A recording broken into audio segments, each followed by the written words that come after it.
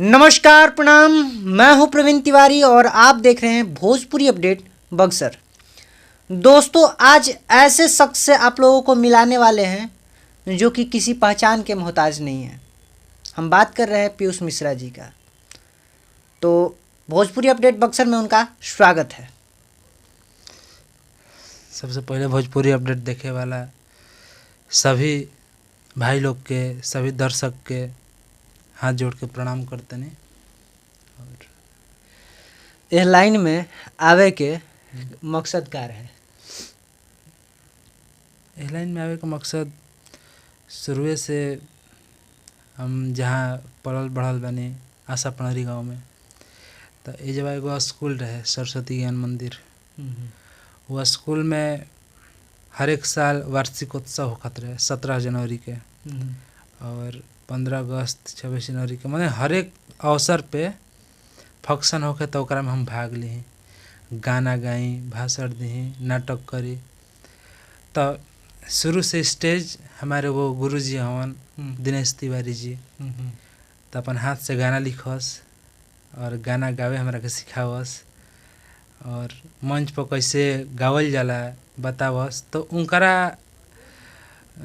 उनके नेतृत्व में गाना गावे लगनी और धीरे धीरे तमाम एल्बम आप लोग के बीच में आइल और आप लोग के प्यार मिलत अटे। इतना सुंदर डांस करीला, कहाँ से सीखले बनी इतना सुंदर डांस? डांस हम कहीं से सीखल नहीं की, सही बताओ तने। बस हम हिंदी गाना देखे नहीं, भोजपुरी गाना देखे नहीं। भोजपुरी में ज़्यादातर अरविंद अकेला कल्लू जी का हम फॉलो करे नहीं, कैसे वहाँ के एक एक बीट पे डांस करत तनी ओकरा के समझे नहीं और ओकरा के सोचे नहीं कि ओकरा के हम भी अपना स्टाइल में ओकरा के निभाई। तो डांस हम कहीं सीखले नहीं की, बस देख के थोड़ा सा आवेला भी। अरविंद अकेला कल्लू जी से सवाल उठा था कि अरविंद अकेला कल्लू जी के नाम पे पीयूष कल्लू के नाम से भी इंस्टाग्राम के आईडी बराबर, तो पीयूष मिश्रा से पीयूष कल्लू कैसे बनल? पीयूष मिश्रा से पीयूष कल्लू लोग प्यारे से हमारा कहेला और कारण ये बाटे कि शुरू से जैसे कि एगो ना आइडल जिसे मानल जाला आदर्श, तो हम अपना के कल्लू जी के आदर्श मानले बने और वहाँ के हर एक गाना, हर एक वीडियो, हर एक मूवी देख के आदमी फॉलो करेला, जरा कारण मतलब कि उनका के हम मानले बने और चाहे नहीं कि उनके नाम से हमरों के जानल जाओ, तो उनका फॉलो करनी और जहाँ तक हमार हो सकेला भैया खातिर हम सपोर्ट भी करेनी हर एक तरह से। अक्सर देखल जाला कि इंस्टाग्राम पे, चाहे फेसबुक पे, चाहे यूट्यूब पे, और जैसे कि सब जानता कि पीयूष मिश्रा बक्सर यूट्यूब चैनल भी बा, तो सब जगह देखल जाला कि अधिकतर अरविंद अकेला कल्लू जी के साथ देखल जाइला, तो ओमे ओकर का राज बा? देखिए कहबे कहीं है कि उनकर हर एक गाना के और हर एक मूवी के आदमी फॉलो करेला, तो कोशिश ये रहेला कि जे हमारा आइडियल बाटे, जे हमारा आदर्श बाटे, ओकरा के हम ओकर गाना पर परफॉर्म करी और हमेशा जितना भी मतलब कि जब भी भैया से मिले नहीं तब हमेशा प्यार दुलार आशीर्वाद मिलत रहेला भैया के और हमेशा कुछ ना कुछ सीख मिलेला वहाँ से। एक वजह से हमेशा प्यार बनल बाटे दोनों आदमी के बीच में। अरविंद अकेला कल्लू जी से पहिलका बार कब मिलनी? पहिलका बार जहाँ उनकर गांव हटे वो जहाँ हमार मामा गांव हटे। अच्छा। और बचपन में जब हम मामा गाँव जाई तो उनकर अभी एल्बम नहीं रहे, तो हमने के साथ ही खेलत कूदत रहनी जा। जैसे कि हमार मामा के घर, उनकर घर बगल में ही बाटे, तो जब एगो उत्तर बगीचा बाटे, दिन भर हमने के उत्तर बगीचा में जाके क्रिकेट खेली जा, गोली डंडा खेली जा। तो जान पहचान तो शुरुए से रहे, लेकिन भगवान की कृपा से भैया बहुत आगा निकल गइलन। बहुत खुशी होला ये देख के कि हमने के संग के मतलब कि रहे वाला लड़का इतना आगा, और आप लोग के प्यार से वजह से आज देश दुनिया में हर एक जगह अपन आवाज़ के डंका बजा रहल बनन। तो फर्स्ट टाइम हम अपन मामा गाँव जात रहनी तो ओजे मिल रहनी हम। ऐसे अरविंद अकेला कल्लू जी रिश्ता में का लागेले? रिश्ता में तो भाइये लगी हन, कहे मामा के लड़का हूँ तो। अच्छा, हाँ, तो पहिलका बार स्टेज शो अरविंद अकेला कल्लू जी के साथ कब कैले रहनी? साथ हम अभी तक मतलब कि पटना गुरुद्वारा में उजवा भैया मौका दिले रहन तो साथ में हमने कैले रहनी जा दशहरा के मौका पे। आज से 2-3 साल पहले। तो सबसे पहला स्टेज शो जौन रहे और कहाँ पर रहे? सबसे पहला स्टेज शो हमार वैसे तो हमार तो शुरू से आदत रहे कि नाच उची आवत रहे तो आदमी गाना बजा के चढ़ जाए स्टेज पर, डांस वांस लगी करे। लेकिन निश्चित मतलब गाना गावे के जब आयल मौका मिलल तो हमारा के ये नवयुवक दुर्गा पूजा समिति आशा पनरी दशहरा के अवसर पे यह कार्यक्रम भई रहे तो जब हमरो गावे के मौका मिल रहे तो ये वजह से स्टार्ट हुई रहे। इतना दिन से अरविंद अकेला कल्लू जी के जानत नहीं, अरविंद अकेला कल्लू जी के व्यक्तित्व कैसन बा? व्यक्तित्व के बारे में अब तो पूछे मत करी, हमारा नहीं बुझात कि उनकरा लेखा साधारण इंसान और ज़मीन पर रहे वाला कलाकार, इतना बड़ा नाम लेकिन ज़मीन से जुड़ के छोट हो या बड़ सबके एक समान देखे वाला। और कभी भी भोजपुरी इंडस्ट्री में सभी लोग तो विवाद में आ गए बटे, आज तक विवाद में भी ना आइलन। तो जब विवाद में निखन आयल तो उनकर कैरेक्टर के बारे में पता लगा सकत बनी कैसन बनन। तो बहुत ही अच्छा नेक दिल इंसान हवन और सबके एक समान प्यार करलन और चाहलन कि सबके प्यार हम मिलत रहो हमेशा। अरविंद अकेला कल्लू जी के इतना अच्छा से जानतनी तो वहाँ के अब शादी कब करब एकरा बारे में कुछ? देखिए शादी कब करब वहाँ के इ तो अब उनकर जो गार्जियन बाटे पापा जी वहाँ के बताए, लेकिन बहुत जल्द शादी होगी और शादी हुई तो आप लोग के पता जरूर चली।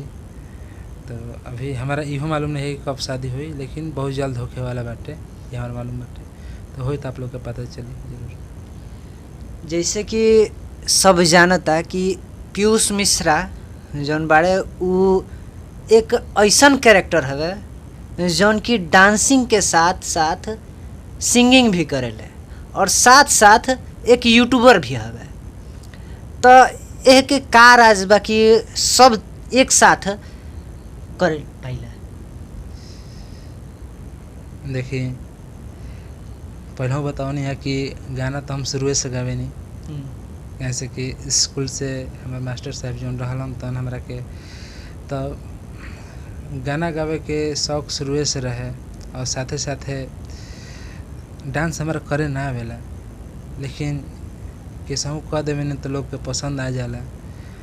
और रहल बात यूट्यूब के तो यूट्यूब एक घर सभी अपन ऑफिशियल बनवाले बाटे वो टाइप के हमारो बाटे पीयूष मिश्रा बक्सर।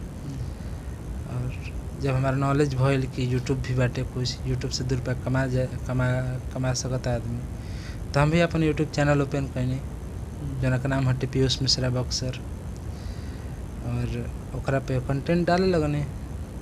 और आंसू भैया के शादी जब रहे कल्लू जी के बड़ भाई आंसू भैया के शादी के बेरी उनकर शादी के कुछ वीडियो डालने और भगवान की कृपा से वो वीडियो पूरा वायरल हो गए। ये वजह से अब यूट्यूब पर पूरा फोकस देवे लगने। कुछ दिन में चैनल मोनेटाइज हो गया आप लोग के आशीर्वाद से। एगो गाना बहुत ही वायरल होता पंडित जी वाला, वो गाना के तनी गुनगुना के समझा। हाँ आप लोग बतावल चाहब कि अभी हमारे यूट्यूब चैनल से पीयूष मिश्रा बक्सर से हमारे वो गाना पंडित जी से बच के एल्बम के नाम हटे वाइल बटे और आप लोग के प्यार मिल रहा बटे ओकरा पे बहुत ही अच्छा लाइक गइल बा, कमेंट्स भी अच्छा आ रहा बटे। और गाना के बोल बटे लड़की कह रहा बिया कि ना होला बर्दाश्त हम बानी परेशान गदरल जवानी मोरा मारे खूब उफान जदि छुअब तरऊ में दाग लगी। क्या बात है। तो लड़का बोल रहा है जब पंडित जी के नाम के राग लगे तो समझ जो कि पनियों में भी आग लगी। क्या बात है, क्या बात है। हाँ, तो ये तो गाना का बात हो गया। यूट्यूब से अभी तक आप कितना अर्न कर चुके हैं? ये महाराज यूट्यूब से ये हमार निजी बाटे, एकरा के रहे दी गुप्त में। कितना बस 2 रुपया आ जाला, बस इज्जत पानी भर आ जाला, बस कमा ले भी नहीं। सब लोग अभी तक अश्लील गाना बहुत सारा गाए हैं, मगर आप अभी तक एक भी गाना अश्लील नहीं गाए हैं, और उसके बावजूद आपका गाना बहुत सारा वायरल होता है। तो अश्लीलता के बारे में आप क्या कहना चाहते हैं? देखिए, अश्लीलता हमार दूर दूर तक हमारे दिमाग में अश्लीलता के बारे में कोनो नहीं है, और ना रही। भले हमारे गाना बाजो चाहे मत बाजो, ये हम मन में बैठा के रख ले बने कि जीवन में कभी भी हमारा अश्लील गाना गावे के नहीं है। का होला कि गाना जब हम गावे नहीं नो, तो हमारे घर परिवार के, हमारे माई, हमारे चाची, बड़की माई, बहन, सब लोग गाना हमारे सुनेला। तो सब लोग गाना सुनेला, तो जब हम अश्लील गायब तो हम लोग कैसे सुनी हम जाए? तो दिमाग में ये हमारे रहेला कि हमारे अश्लील कबो गावे के नहीं है, ना अश्लील गायब ना अश्लील केहू सुनी। तो मन में इहो रहेला कि केहू अगर गावतो बाटे तो ओकरो के हम विरोध करी नहीं कि देखिए भैया रुआ ई गावत नहीं, गाना सही नहीं है, रुआ अच्छा गाना गाई। मार्केट में अच्छा गाना भी बाजेला, बहुत सारा गाना जरा हम आदर्श मान कलू जी भी वो अश्लील गाना ना गावेलन। स्टार्टिंग में एक बात अलग बटे, लेकिन इधर बीच कोनो गाना अश्लील नहीं आवत। जितना भी गाना उनका हिट होता टे, बचपन का प्यार मेरा 55 तक चलेगा से लेके बहुत सारा गाना, चाहे नाच रे पत्थर की नागिन जैसा, तो इंटरटेनिंग गाना बाटे। तो हम तो तमाम और सिंगर भाई लोग से भी जो वीडियो देख रहा बाटे, सबसे यह कहब कि आप लोग भी कभी अश्लील मत गाई, बढ़िया गाना गाई। कैसे कि मार्केट में बढ़िया गाना आवल बहुत ज़रूरी बाटे। हमारे भोजपुरी इंडस्ट्री के साफ़ सुथरा आप लोग बना के रखी जाए। आवे वाला समय में अपकमिंग प्रोजेक्ट अरविंद अकेला कल्लू जी के कौन कौन से है? अभी तो बहुत बड़ धमाल होके वाला बाटे कल्लू भैया के। अभी कुछ दिन पहले दुबई गए रहलन, 4-5 गाना वो जो शूटिंग भइल बाटे वर्ल्ड वाइड के थ्रू, और बहुत अच्छा अभी कल के वो गाना रिलीज भइल बाटे वहाँ के छमक छल्लो।